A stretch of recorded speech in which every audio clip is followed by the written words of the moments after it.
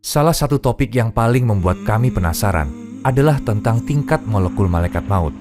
Baiklah, dia mencabut nyawa, tapi banyak sekali orang yang meninggal secara bersamaan. Bagaimana ia mencabut nyawa banyak orang secara bersamaan, atau ketika begitu banyak orang mati pada saat hari kiamat?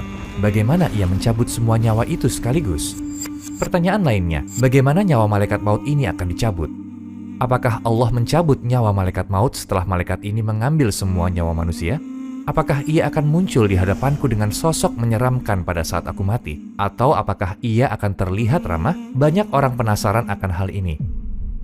Saudaraku, hari ini kita akan mendapat pandangan yang sangat berbeda tentang malaikat maut. Sebuah nama yang ditakuti orang-orang karena berhubungan dengan kematian.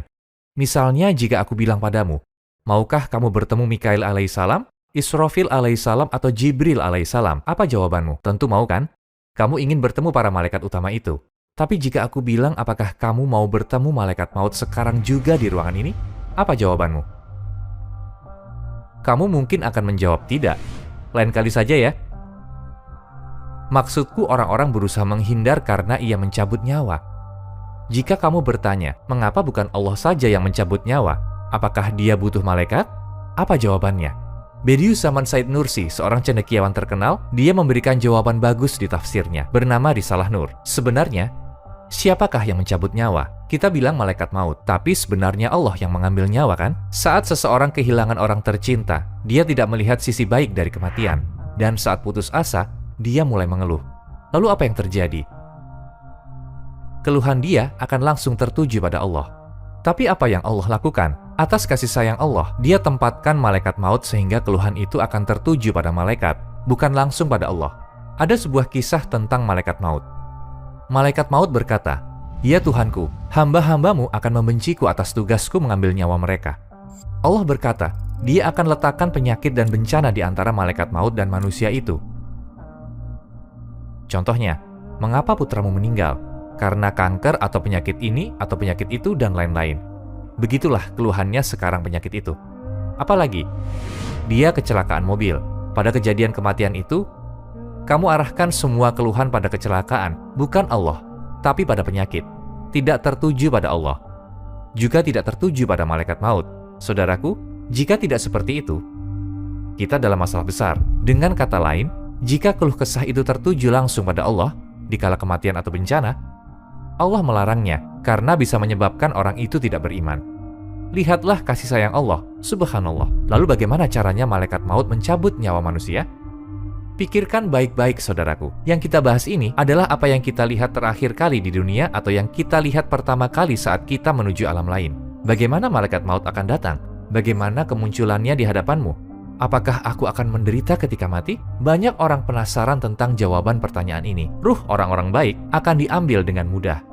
Sedangkan ruh orang-orang jahat akan dicabut seperti mencabut besi berduri dari kain wol yang basah. Jadi malaikat maut tidak mencabut nyawa setiap orang dengan cara yang sama. Oh ya, kita tidak boleh salah berprasangka. Ada yang bilang, ada seseorang yang beriman dan dia sangat menderita ketika dia sekarat. Dan nyawanya diambil dengan kasar. Dia berteriak dan meronta. Saudaraku, kita tidak boleh berprasangka menurut mata kita. Kita tidak tahu yang sebenarnya dia sengsara atau tidak ketika nyawanya sedang diambil. Misalnya ada banyak orang baik yang meninggal dengan tragis. Bagaimana pendapat kita kalau begitu? Ya, dia bukan orang yang baik. Kita hanya melihat dari kematiannya. Tidak penting bagaimana kondisimu ketika mati. Kita tidak tahu seberapa sakit atau tidaknya ketika nyawanya diambil. Ada sebuah kisah indah tentang Nabi Ibrahim alaihissalam. Ketika Nabi Ibrahim alaihissalam, ia berkata pada malaikat maut, "Bisakah kamu tunjukkan padaku rupamu saat mencabut nyawa orang kafir?" Malaikat berkata, "Kamu tidak akan sanggup." Nabi Ibrahim alaihissalam tetap yakin, "Aku sanggup." Malaikat bilang, "Lihatlah ke belakang."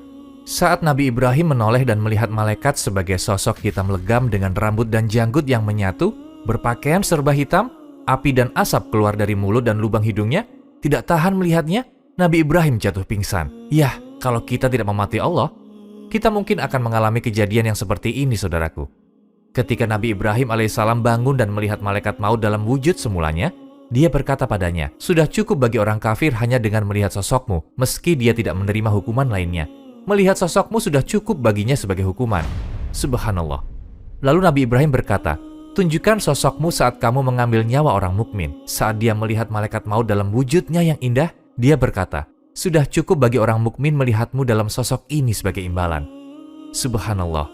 Coba pikirkan, tidak diperlukan lagi hukuman lain. Apa maksud pernyataan ini? Sosok seperti apa yang muncul sehingga tidak diperlukan lagi hukuman lainnya? Jadi apa yang bisa kita pelajari? Malaikat maut tidak muncul dalam bentuk yang sama pada semua orang saat meninggal. Coba bayangkan seberapa bahagia kamu saat melihat malaikat Jibril. Pasti kamu merasa sangat senang kan? Jika kamu bertakwa kepada Allah, saat kamu melihat malaikat maut di hadapanmu, kamu akan merasa bahagia seperti kamu melihat malaikat Jibril. Kamu tidak akan takut. Bahkan pada waktu itu kamu akan lihat kebenaran yang sudah kamu yakini seumur hidupmu. Dengan kata lain, persoalan tentang agamamu, Islam, kisah tentang malaikat maut, hadis-hadis, semuanya benar. Sudah tidak perlu takut lagi. Malaikat maut sudah membuktikan keyakinanmu. Kamu akan tenang, kamu akan bahagia. Kamu akan merasa damai, terutama jika kamu hidup dengan benar. Bukannya merasa takut, khawatir, atau panik. Kamu akan merasa senang karena kamu akan melihat malaikat maut dalam sosoknya yang indah. Dan dia akan membawamu ke kerajaan Allah yang abadi. Saudaraku, jika kamu dititipkan sesuatu, kamu akan bekerja keras sepanjang hidupmu untuk melindunginya kan? Kamu akan merasa tenang saat kamu mengirimkan ke tempat yang aman. Kamu sudah berjuang seumur hidupmu melindungi agamamu, keyakinanmu. Melindungi suatu titipan itu telah membuatmu cukup lelah. Lalu kamu bertemu malaikat maut, kamu akan merasa bertemu seorang teman. Kamu berpasrah diri memberikan jiwamu padanya. Sama seperti menyerahkan barang titipan. Malaikat maut bukanlah malaikat yang perlu ditakuti, tapi malaikat hebat yang perlu dicintai. Coba pikirkan baik-baik. Banyak dari kita yang semasa hidupnya pasti pernah melakukan banyak dosa. Lalu kamu bertobat kan? Bagaimana kalau malaikat maut muncul di saat kamu sedang melakukan semua dosa-dosa itu? Bahkan kamu tidak mau keluar dari kubangan lumpur itu, mengira kamu sedang bersenang-senang. Bagaimana jika malaikat datang dengan sosoknya saat pertama kali ditunjukkan kepada Nabi Ibrahim alaihissalam dalam wujudnya yang menyeramkan? Sungguh situasi yang buruk. Alhamdulillah Allah berikan kita kesempatan untuk bertobat. Namun bagi sebagian orang, sayangnya kesempatan itu mungkin sudah terlewatkan dan saat yang tidak terduga-duga bisa melindungi kita dari makhluk seperti itu. Di ayat 32 surat An-Nahl, dijelaskan bagaimana ruh dicabut, yaitu orang yang ketika diwafatkan oleh malaikat dalam keadaan baik, para malaikat mengatakan kepada mereka, Salamun alaikum, masuklah ke dalam surga karena apa yang telah kamu kerjakan. Surat Al-Anfal ayat 50. Dan sekiranya kamu melihat ketika para malaikat mencabut nyawa orang-orang kafir sambil memukul wajah dan punggung mereka, dan berkata, rasakanlah olehmu siksa neraka yang membakar. Ayat 1 dan 2 surat An-Nazi'at, demi malaikat yang mencabut nyawa dengan keras. Demi malaikat yang mencabut nyawa dengan lemah lembut. Semoga Allah membuat kita termasuk yang nyawanya diambil dengan mudah. Itu adalah saat-saat yang indah ketika kamu melihat malaikat maut dalam wujudnya yang indah. Ya, mengambil nyawamu dengan mudah. Kamu tahu apa artinya? Selesai sudah. Semua sudah selesai. Ujiannya sudah selesai. Semua masalah selesai. Musibah sudah selesai. Tagihan, ujian-ujian kita, semua selesai. Dan sekarang kita menuju alam yang sangat berbeda. Tempat kita bahagia selamanya. Dan kita sudah siap. Semoga Allah mengaruniakan kita kematian yang indah. Saudaraku, mari kita kembali ke pertanyaan yang terkenal. Bagaimana malaikat maut mencabut banyak nyawa sekaligus? Berdasarkan statistik, 160.000 orang meninggal setiap hari. Kamu tahu apa artinya? Bayangkan ada banyak sekali orang yang memenuhi seluruh stadion. Saat mereka berteriak dan bersorak, hidup mereka tiba-tiba diambil. Dan ini terjadi setiap hari di dunia. Menakutkan bukan? Di sisi lain, sekitar 390.000 bayi lahir setiap harinya. Isi dunia semakin bertambah. Dan di sisi lain, dikosongkan dengan cepat. Sama seperti rumah sakit, menyaksikan saat-saat manusia paling bahagia dan sedih di dunia. Orang-orang yang sedih melihat keluarga mereka di rumah sakit. Melihat mereka telah meninggal dan dibawa ke kamar mayat. Ada juga pasangan-pasangan bahagia yang menyambut bayi-bayi mereka. Dunia diisi dan dikosongkan seperti di rumah sakit. Malaikat maut mengambil 160.000 nyawa setiap hari. Lalu apa yang akan terjadi di hari kiamat? Apakah malaikat maut mengambil nyawa-nyawa itu semua sendirian? Apakah dia mendapat bantuan? Bagaimana terjadinya? Saudaraku, ada dua pendapat terkait persoalan ini. Pendapat pertama adalah misteri luminosity atau cahaya. Kita bisa memahami persoalan ini berdasarkan misteri itu. Contohnya, matahari hanya ada satu kan? Tapi saat kita punya cermin di tangan kita, semua orang bisa lihat pantulan cahaya dari matahari kan? Aku bisa melihatnya. Kamu juga bisa kan? Semua orang bisa lihat. Artinya, meskipun cuma ada satu matahari, tapi bisa terlihat sepenuhnya dalam jutaan cermin.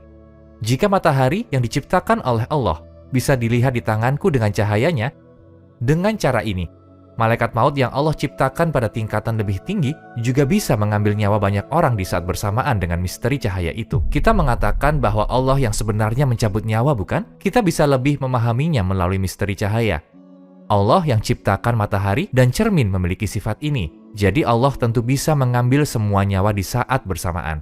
Sangatlah mudah. Saat kita membahas tentang hari kiamat seperti ini misalnya, ada sebuah tempat sumber masuknya listrik ke sebuah kota. Tiba-tiba kamu mematikannya. Apa yang terjadi?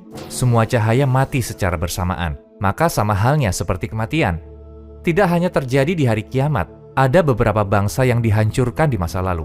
Allah hancurkan salah satunya hanya dengan mengirimkan sebuah suara. Satu suara saja. Sangat mudah mengambil nyawa banyak orang sekaligus di hari kiamat. Lalu apa pendapat kedua? Dia mendapat bantuan. Ada para asisten. Sekarang pertanyaan selanjutnya yang banyak orang ingin tahu. Apa itu? Bagaimana malaikat maut dicabut nyawanya? Setelah ia mencabut nyawa semua orang, apakah Allah juga akan mengambil nyawanya? Dalam tafsir Bursefi Ruhul Bayan, berikut penjelasan terkait pemahaman ayat 11 surat As-Sajdah. Dikisahkan Allah bertanya pada malaikat maut setelah dia mencabut nyawa semua makhluk hidup. Wahai Israel, masih adakah yang tersisa dari makhlukku? Malaikat maut berkata, Ya Rob, engkau lebih mengetahui siapa yang tersisa. Tidak ada lagi yang tersisa kecuali hambamu yang lemah ini. Hari kiamat telah terjadi, dan yang tersisa di dunia ini hanya tinggal malaikat maut. Kemudian Allah berkata, Wahai Israel, kamu telah membuat nabi-nabiku, rasul-rasulku, hamba-hambaku merasakan kematian. Meskipun aku sangat tahu semua yang tidak diketahui. Ini sudah ditetapkan dalam pengetahuanku yang abadi. Semua akan musnah, kecuali diriku. Sekarang giliranmu. Kejadian yang sangat menarik kan? Kemudian malaikat maut memohon, Ya Allah, ampunilah malaikat mautmu, dan karuniakan ia dengan kasih sayangmu, karena ia lemah. Allah berkata, letakkan tangan kananmu di bawah pipi kananmu. Berbaringlah antara surga dan neraka, lalu mati. Begitulah ia mati sesuai perintah Allah. Setelah kiamat terjadi, semua manusia, semua ciptaan, dan semua makhluk mati. Tidak ada yang tersisa di dunia ini, subhanallah. Hanya akan ada Allah dan dunia yang sudah binasa. Tiada manusia, tiada tumbuhan, tiada bunga, tiada hewan, tidak ada sama sekali. Subhanallah. Dunia sudah benar-benar hancur. Tidak ada apapun kecuali keberadaan Allah. Gambaran kisah yang sangat menarik. Dalam Al-Quran, Allah berfirman, dan mereka bertanya kepadamu, Muhammad, tentang gunung-gunung. Maka katakanlah, Tuhanku akan menghancurkannya pada hari kiamat sehancur-hancurnya. Kemudian dia akan menjadikan bekas gunung-gunung itu rata sama sekali. Sehingga kamu tidak akan melihat lagi ada tempat yang rendah dan yang tinggi di sana. Seolah kamu mendengar semua ucapan ini. Wahai dunia, di mana sungai-sungaimu? Di mana laut-lautmu? Di mana pohon-pohonmu? Di mana istana-istanamu yang dibangun dengan seni? Di mana mereka yang hidup atas karunia Allah, tapi menyembah selain Allah? Ingatlah, ada sepasang pengantin yang akan menikah. Jantung mereka berdetak kencang. Di mana keceriaan itu? Di mana kebahagiaan itu? Semua kebahagiaan, emosi, kesedihan yang dialami di dunia, mereka semua terkubur di dalam tanah. Kamu yang pernah bilang akan mengorbankan segalanya demi mendapatkannya, di mana sekarang? Kamu ingin menjelajahi dunia. Di mana impian itu sekarang? Semua yang kamu lihat dan rasakan sekarang berada di bawah tanah. 110 miliar orang yang pernah hidup dan mati di dunia. Jadi sekarang siapa pemilik dunia? Kemana para egois itu? Mereka yang berpikir sebagai pemilik dunia, di mana mereka? Dikatakan pada ayat 88 Al-Qasas, yakni segala sesuatu pasti binasa, kecuali Allah. Semua yang ada di dunia akan hancur. Kemudian kita akan menuju alam tempat kita akan tinggal selamanya. Mungkin kamu berhenti mengikuti amalan agamamu karena sesuatu yang nanti akan hancur. Ingat, kamu tidak sempat belajar Al-Quran, tapi kamu punya waktu menonton banyak sinetron TV. Kamu bahkan tidak tahu nama-nama 114 surat di dalam Al-Quran. Kamu menundanya, mengira bisa dilakukan nanti, di kemudian hari. Sekarang kamu lihat malaikat maut di hadapanmu. Itu akan jadi penyesalan terbesarmu. Kalau kita tidak bertindak sesuai perintah Allah saat ini, maka saat itu kita akan mohon pada Allah. Sekali lagi, mohon berikan kesempatan. Sekali lagi saja. Saudaraku, renungkanlah. Malaikat maut tidak ada di sini sekarang. Tidak di ruangan ini. Kamu masih punya kesempatan. Ini waktunya. Ayo, mulailah hidup baru. Ucapkan bismillah pada kehidupan. Kamu akan berkata, akan kulakukan yang Allah inginkan dan menjauhi segala larangannya. Seperti itu. Ayo bertobat. Renungkan tentang kekurangan kita dan yang seharusnya kita lakukan. Ayo, ucapkan bismillah untuk hidup yang baru. Tidak perlu, percayalah, tidak perlu menentang perintah Allah demi dunia yang tidak berharga. Kita punya 20 tahun, mungkin 40 tahun lagi hidup di dunia ini. Kita akan makan, minum, pergi ke suatu tempat, dan tiba-tiba semuanya berakhir. Jadi tidak ada banyak waktu lagi. Kita sedang belajar agama saat ini. Semisal ada seseorang yang bertobat kembali ke jalan yang benar dan meninggal di sana, Allah akan melihat niat kita. Kalau dia hidup, dia akan hidup sesuai dengan ajaran Islam. Nyawa yang dicabut seperti itu tidak sama dengan nyawa orang lain yang diambil saat dia dalam naungan dosa, yang menunda tobat dan bertemu malaikat maut dalam keadaan seperti itu. Mengerikan. Tentu mereka tidak sama, saudaraku. Ini hidupmu. Ini pilihanmu.